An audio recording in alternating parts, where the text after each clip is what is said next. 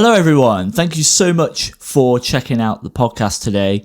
Today I want to speak about genre and how important it is to define your genre. When you're putting yourself out there on socials, I don't think it's that important to define your genre. I see it work a lot better when people say, we make music for people that, and then like an emotion or something that you make people feel, or a certain type of energy, rather than we make this type of music.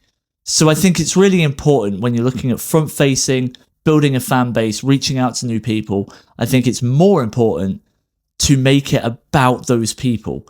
This is what we're going to make you feel. This is how we're going to make you react to our music, rather than we play this kind of music, you know? So that's something to really, really think about, is your aesthetic in terms of not genre, but in terms of how you're coming across to people and what you're making them feel when they're listening to your music. Now, on the other hand, it can be a little bit more complicated, right? So when you're getting in touch with anyone in the live industry, so like festivals, venues, booking agents, any of them, they are going to want to know, to a degree, what kind of genre you are. Now, you can make it quite broad, like you don't have to niche it down. I find the best way to do it, and bear in mind as well, you are sending them your music too, or you should be sending them your music too, so they have a chance to listen to that as well. But yeah, what I find is the best thing to do is to put a bit of a broad genre like alternative rock, okay? And that at least puts you in a bit of a bracket so they know what kind of rough lineups to put you on. Now, bear in mind, if you go really broad and let's say you are a hip hop artist and then you put that genre as pop, you may then be put on with other pop artists whose fans don't enjoy what you do. So you do have to bear in mind a bit, like you be broad, but not be like super broad, if that makes sense.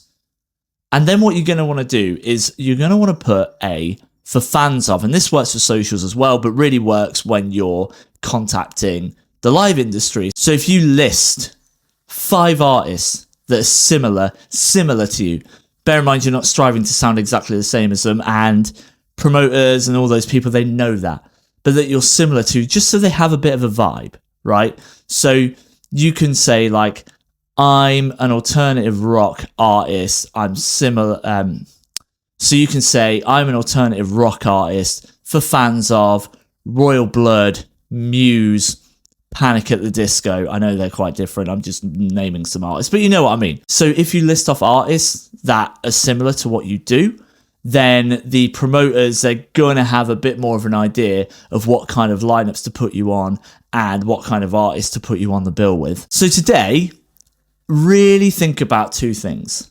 Number 1, the emotion that you give to people. And you can ask people this that listen to your music, by the way. You don't have to pluck it out of thin air. If you've got some fans that listen to your music, message them, ask them and say, hey guys, what kind of emotion do you feel when you listen to our music?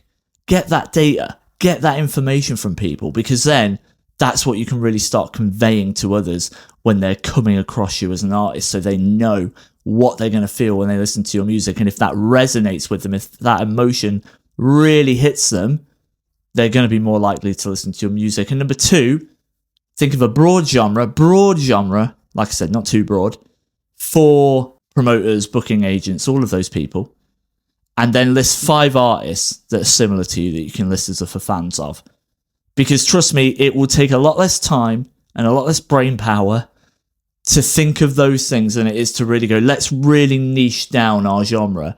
Because if you really niche it down anyway, these people are going to be reading that and go, what the fuck is that? I don't even know what that is. So yeah, go away, figure those 2 things out, and all of a sudden, I think it'll become a lot more clearer for you. Thanks so much for checking this out today. I hope you have a really great day.